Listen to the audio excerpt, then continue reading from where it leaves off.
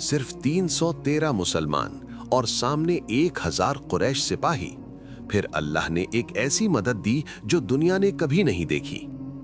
جنگ کا میدان، دشمن 3 گنا زیادہ، لیکن اللہ کی مدد آئی اور میدان روشن ہو گیا۔ یہ تھا میدان بدر، جہاں صرف 313 مسلمان نے اسلام کی تاریخ کا سب سے عظیم موڑ لا دیا۔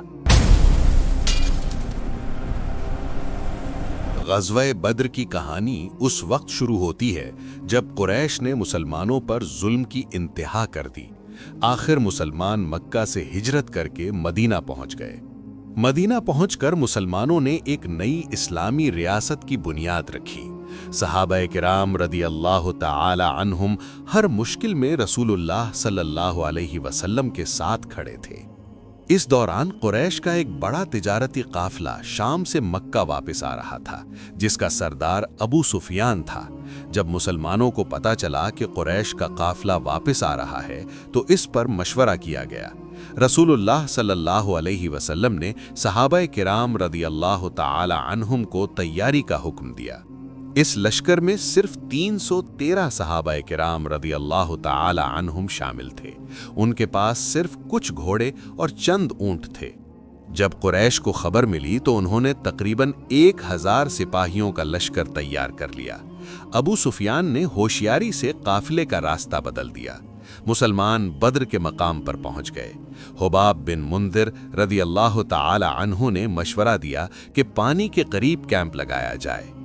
جنگ سے پہلے کی رات صحابہ کرام رضی اللہ تعالی عنہم عبادت میں مشغول تھے۔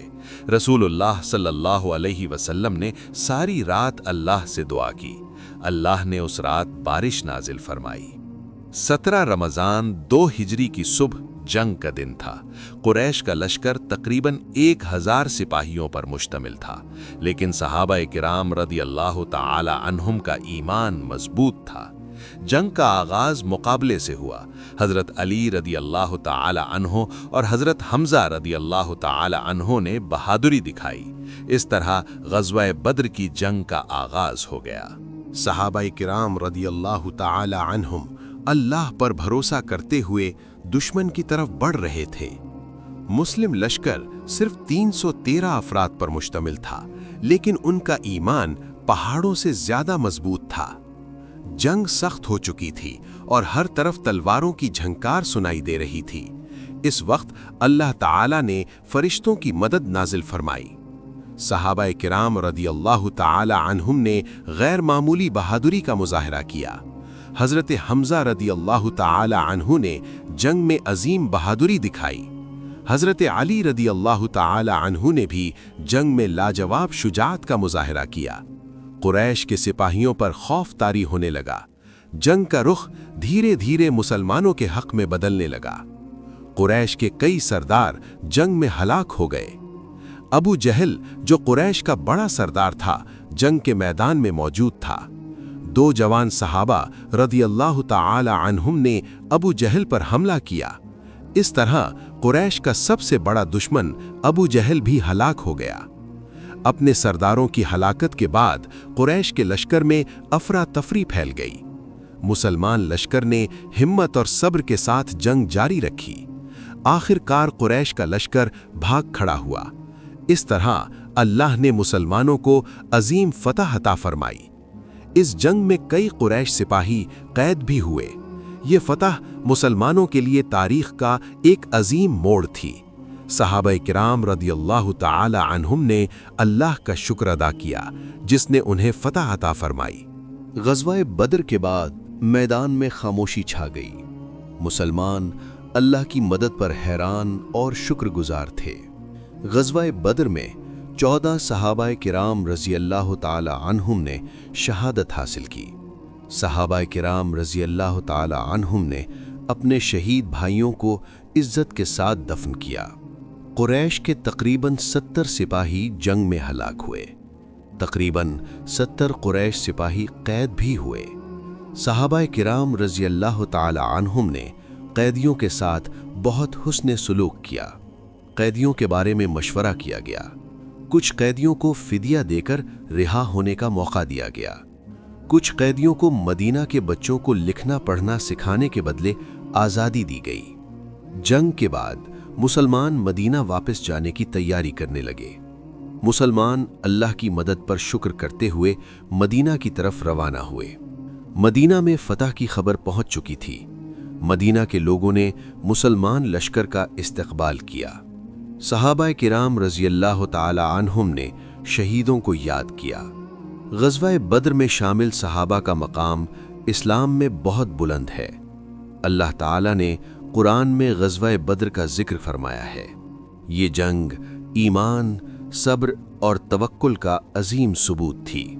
ग़ज़वा बद्र इस्लाम की तारीख़ का एक अजीम मोड़ था।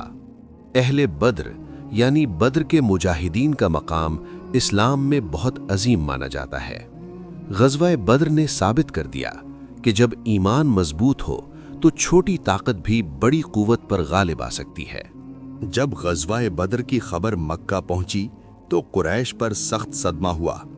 कुरैश के कई सरदारों और सिपाहियों की मौत की खबर ने मक्का को गम में डुबो दिया। कुरैश के सरदारों ने मुसलमानों से बदला लेने का इरादा किया। बद्र की फतह के बाद मदीना में मुसलमानों की पोजीशन मजबूत हो गई। सहाबाए बद्र रज़ियल्लाहु ताला अन्हुम का मकाम इस्लाम में बहुत बुलंद है। ग़ज़वा बद्र ईमान और तवक्कुल का अजीम मिसाल है।